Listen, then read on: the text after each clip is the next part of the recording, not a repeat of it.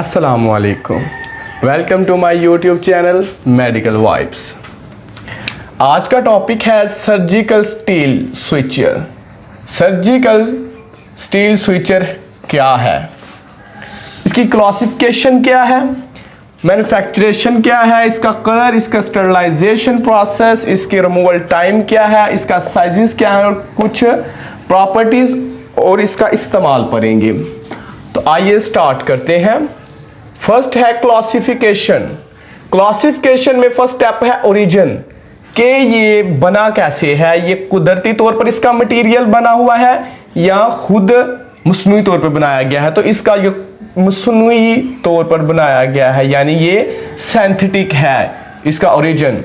इसके बाद इसका अब्जॉर्प्शन देखें, क्या ये जिस्म में हल हो जाता है या नहीं। तो इसका अब्जॉर्प्शन है, ये नॉन अब्जॉर्बेबल है, ये जिस्म में हल नहीं होता। थर्ड इसका देखें फाइबर कंस्ट्रक्शन, इसके धागे की साख्त क्या है, ये मोनोफिलामेंट है या मल्टीफिलामेंट है। तो ये मोनोफिलामेंट भी होते हैं और मल्टीफिलामेंट भी होते हैं।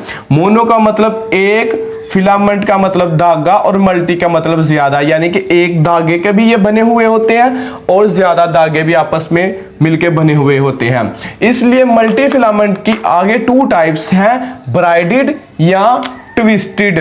तो ये ट्विस्टेड नहीं होते, ब्राइडेड होते हैं। जैसे एक है, इसके ऊपर दूसरा इस तरह ज्यादा तरीके से एक दूसरे के लिपटे हुए होते हैं, ये ब्राइडेड होते हैं। ये हो गई इसकी क्लासिफिकेशन। क्लासिफिकेशन क्या है, ये मसनूई तौर पर सिंथेटिक है, नॉन अब्जॉर्बेबल है और मल्टीफिलामेंट भी है और ब्राइडेड है। नेक्स्ट स्टेप पढ़ते हैं मैन्युफैक्चरेशन।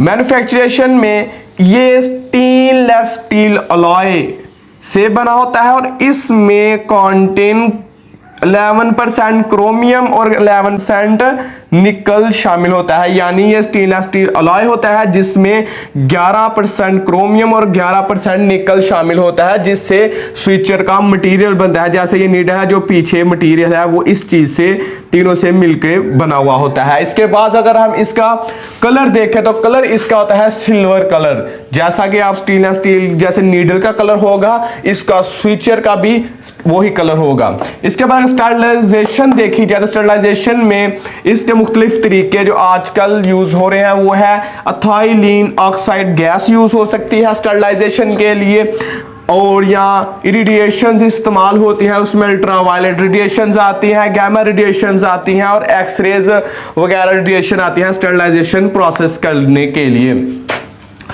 और साइजेस अगर देखे जाए तो 0 इसका रेफरेंस पॉइंट है, यानी कि ये 0। और इसके बाद अगर हम राइट साइड पर जाएं तो 1, फिर 2, फिर 3, 5 और 7 तक इसका जो सबसे लार्जेस्ट साइज है स्विचर का 7 है। यानी कि जब हम राइट की जानब जाएंगे स्विचर की नीडल भी बड़ी होगी और उसका मटेरियल भी बड़ा होगा। इस तरह जो ही आगे जाएंगे नीडल भी बड़ी हो रही है और स्विचर मटेरियल भी बड़ा हो रहा है। अगर हम यूं ही लेफ्ट की जानब आए तो 1.0, 2.0 इस तरह सबसे जो स्मॉलेस्ट है वो है 6.0, यानी कि मटेरियल की जो नीडल बड़ी थी वो मजीद छोटी हो रही है, छोटी हो रही है, छोटी, और नीडल का साइजेस और इसका स्विचर मटेरियल भी छोटा हो रहा है। यानी कि इसका लार्जेस्ट साइज है वो है 7 और इसका जो स्मॉलेस्ट साइज है वो है 6.0। इसकी थोड़ी सी प्रॉपर्टीज हैं और यूजेस हैं, जिसमें कह रहा है कि नॉन रिएक्टिव विद टिश्यूज, इसका टिश्यूज के रिएक्शन बहुत ही कम है और ये बहुत ही कम नुकसान पहुंचाते हैं टिश्यूज को, और widely use over all the world, और ये बहुत ही कारआमद स्विचर होने की वजह से पूरी दुनिया में बेतहाशा इस्तेमाल हो रहा है। इसके बाद नीड टू रिमूव, इसको निकालने की जरूरत होती है क्योंकि ये नॉन अब्जॉर्बेबल है, ये थ्रू हाइड्रोलाइसिस प्रोसेस जिसमें अब्जॉर्ब नहीं होता, इसलिए इसको निकालने की जरूरत होती है।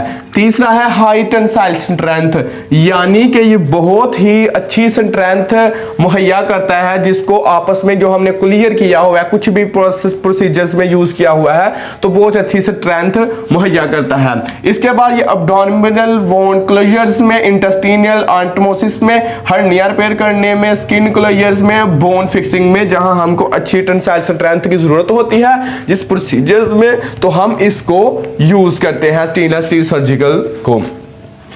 इसके बाद अगर हम देखें तो have different types of needle switcher length and, यानी कि ये मुख्तलिफ जैसा कि हम प्रोसीजर पे जो सर्जन होता है वो देखता है कि आया ये किस तरह का प्रोसीजर है, किस तरह का वोंड क्लियर है या क्या करना है, उस पे कौन सा साइज यूज होना है। इसलिए इसका सबसे बड़ा जो 7 है और सबसे छोटा 6.0 है। फिर वो खुद अपने तजर्बे से, अपने एक्सपीरियंस से देखता है और उसको यूज करता है। इसलिए ये मुख्तलिफ डिफरेंट शेप्स ऑफ नीडल्स में, shapes of switches, surgical switchers वगैरह में ये आते हैं। इसका अगर हम रिमूवल टाइम देखें, इसका रिमूवल टाइम है 6 to 14 डे, यानी कि अमूमन तौर पर इनको 6 से 14 दिन में कर देना चाहिए रिमूव। लेकिन ये डिपेंड करता है कि वोंड की क्या सूरत हाल है। आया कि उसको अगर जैसे हम हर्निया रिपेयर करेंगे तो वो तो हमें निकालेंगे नहीं, वो जिस्म के अंदर ही रहेंगे। इसलिए ये एक जनरली तौर पर 6 to 14 डेज आप जहन में रखें। अदरवाइज ये डिपेंड करता है सर्जन पर और प्रोसीजर पर डिपेंड करता है कि आया कि वो निकालने हैं या नहीं निकालने, या निकालने हैं तो वो कब निकालने हैं। ये आज का हमने पढ़ लिया सर्जिकल स्टील स्विचर है क्या। तो अगर आपको ये वीडियो अच्छी लगे हो, इसको लाइक करें, शेयर करें और कमेंट्स में ज़रूर बताइएगा। और अल्लाह हाफिज़, मिलते हैं नेक्स्ट वीडियो में।